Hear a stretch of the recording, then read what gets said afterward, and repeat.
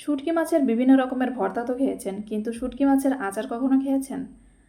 আমি নিশ্চিত শুঁটকি মাছের এই আচার যদি খান অন্য কোনো খাবারের কথা ভুলে যাবেন। এতটাই টেস্টি, এতটাই মজাদার এই আচার। আর বিশেষ করে যাদের হাতে কম সময় থাকে, চাকরিজীবী বা ব্যাচেলর, তাদের জন্য তো এই খাবারটি একদমই বেস্ট একটা খাবার। কারণ শুঁটকি মাছের এই আচার বানিয়ে 2 মাসের মতো সংরক্ষণ করা যাবে নর্মাল টেম্পারেচারে।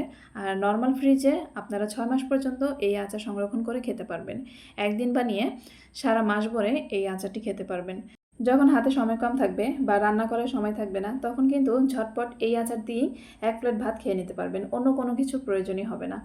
আর শুঁটকি মাছের এই আচার বানানোর জন্য এখানে আমি 3টা চ্যাপা শুঁটকি নিয়েছি, আর 4 থেকে 5টি নিয়েছি লইঠা শুঁটকি, একটু বড় সাইজের লইঠা শুঁটকি নিয়েছি। আর এখানে নিয়ে নিলাম 12 থেকে 13টি শুকনা মরিচ। শুকনা মরিচগুলো আমি প্রথমে ঠান্ডা পানি দিয়ে ভালো করে ধুয়ে নিলাম।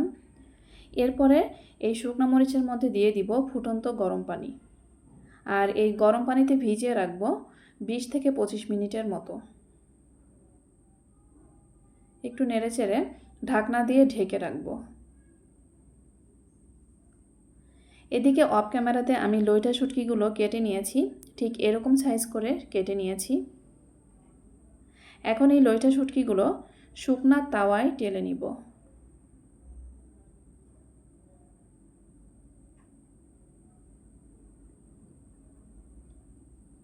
আপনারা যারা আমার ভিডিওটি দেখছেন আপনাদেরকে অসংখ্য ধন্যবাদ। আমার ভিডিওটি যদি ভালো লাগে থাকে অবশ্যই লাইক, কমেন্ট, শেয়ার করবেন। যারা আমার চ্যানেলে আজকে নতুন এসেছেন, এরকম মজার মজার রেসিপি পেতে চ্যানেলটি সাবস্ক্রাইব করে রাখবেন। লইটা মাছগুলো টেলে নিয়েছি। টেলে এর মধ্যে দিয়ে দিলাম পানি। পানি দিয়ে ঠিক এভাবেই ঢেকে রেখে দিব প্রায় আধা ঘন্টার মতো। এদিকে অফ ক্যামেরাতে চ্যাপা শুটকিগুলো ভালো করে ধুয়ে নিয়েছি। আর এদিকে কেটে নিয়েছি বেশ কয়েকটা পেঁয়াজ। আর আজকের এই আচার বানানোর জন্য অনেকগুলো পেঁয়াজই লাগবে, পেঁয়াজের পরিমাণ একটু বেশি লাগবে। পেঁয়াজগুলো ভালো করে কুচি করে কেটে নিব। আজকের এই শুটকির আচার যে এতটা টেস্টি, যেটা না বানালে কখনোই বুঝতে পারবেন না। যারা কখনো এই শুটকি মাছের আচার খাননি অবশ্যই একদিন হলেও ট্রাই করে দেখবেন। আশা করছি সবাই প্রশংসা করবে। আর যারা একবার খাবে তারা তো বারবারই খেতে চাইবে, এতটা টেস্টি এই শুটকি মাছের আচার। এদিকে সবগুলো পেঁয়াজই কুচি করে কেটে নিব। আর এই শুটকি করতে লাগবে বেশ কয়েকটা রসুনও কেটে নিয়েছি। আর আস্ত রসুনও বেশ কয়েকটা নিয়েছি।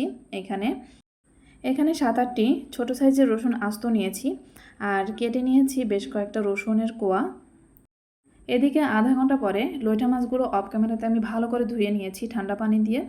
বারবার ভালো করে পরিষ্কার করে ধুয়ে নিয়েছি এবং কাঁটাগুলো ছাড়িয়ে নিয়েছি। এখন ব্লেন্ডার জারের মধ্যে দিয়ে দিচ্ছি চ্যাপা শুটকিগুলো। আর দিয়ে দিব ভিজিয়ে রাখা সেই মরিচ ভিজিয়ে রাখার কারণে অনেকটাই নরম হয়ে গেছে, সেগুলোও দিয়ে দিলাম। আরও দিয়ে দিব কয়েকটা রসুনের কোয়া।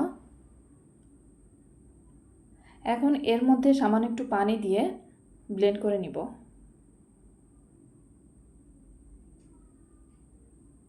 সব উপকরণই ব্লেন্ড করে নিয়েছি। চ্যাপা শুটকির যে কাটা, সে কাটাগুলো যেন একদম মিহি হয়ে যায় সেভাবে ব্লেন্ড করেছি।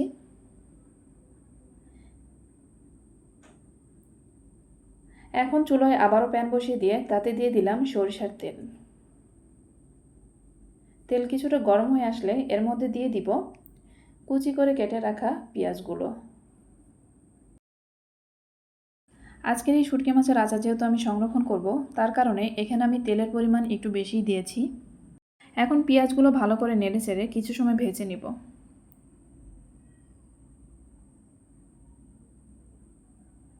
পেঁয়াজ ভাজতে ভাজতে যখন এরকম একটা পর্যায়ে চলে আসবে, একদম লাল হওয়ার কোনো প্রয়োজন নেই, কিছুটা সফট হয়ে আসবে, তখন এর মধ্যে দিয়ে দিলাম লইটা মাছের শুটকিগুলো। এখন নেড়ে চেড়ে মিশিয়ে নিব।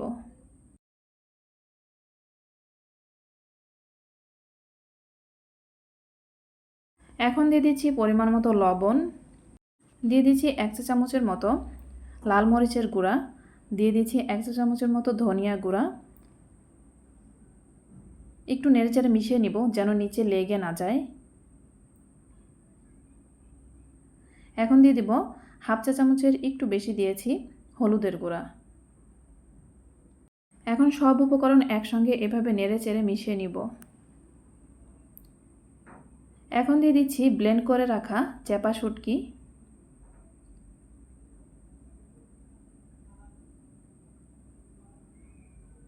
আর দিয়ে দিলাম আস্ত রসুন এবং কেটে রাখা রসুনের কোয়া। এখন সব কিছু নেড়ে চেড়ে রান্না করে নিতে হবে। অনবরত এভাবে নাড়তেই থাকতে হবে, কারণ একটু লেগে গেলে বা পুড়ে গেলে এটার টেস্টটা কিন্তু ভালো আসবে না।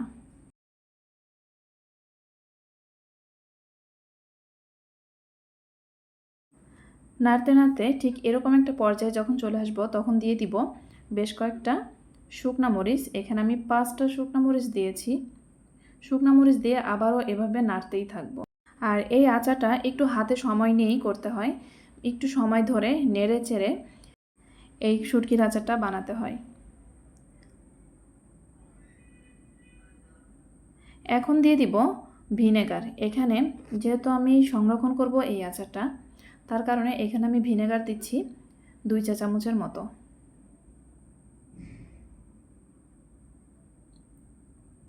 ভিনেগার দিয়ে আরও কিছু সময় নেড়ে চেড়ে রান্না করে নিব। যত সময় না এই শুটকি মাছের কালার চেঞ্জ হয়ে আসছে তত সময় এভাবে নাড়তেই থাকবো আর জাল করতেই থাকবো। আর খেয়াল রাখতে হবে যেন লেগে না যায়। শুটকির এই আচারের কালার কিন্তু অনেকটাই চেঞ্জ হয়ে এসেছে। আর এই পর্যায়ে দিয়ে দিব ধনিয়া পাতা কুচি। ধনিয়া পাতা কুচি দিয়ে আবারও নেড়ে চেড়ে কিছু সময় রান্না করে নিব।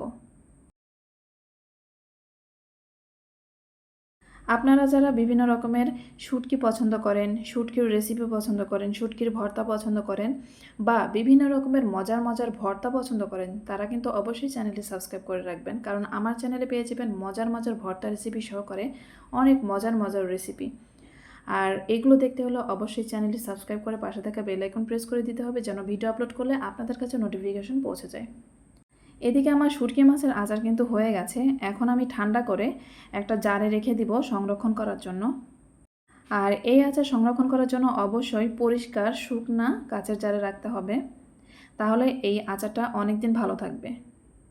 আর একদম চেপে চেপে রেখেছি যেন ভিতরে বাতাস না যায়। আর সবশেষে উপরে একটু সরিষার তেল দিয়ে ঠিক এভাবেই আমি রেখে দিব। আর এভাবেই নর্মাল তাপমাত্রায় এটা 2 মাসের মতো ভালো থাকবে। আর বাকিটুকু আমি এখানে নিয়ে নিয়েছি। আজকের এই শুটকি মাছের আচার রেসিপিটা আপনাদের কাছে কেমন লেগেছে অবশ্যই কমেন্টে জানাবেন। আর অবশ্যই বাসায় ট্রাই করে দেখবেন, আশা করছি সবাই পছন্দ করবে। আর আজকের ভিডিওটি এই পর্যন্তই। সবাই ভালো থাকবেন, সুস্থ থাকবেন। আল্লাহ হাফেজ। আসসালামু আলাইকুম ওয়া রাহমাতুল্লাহ।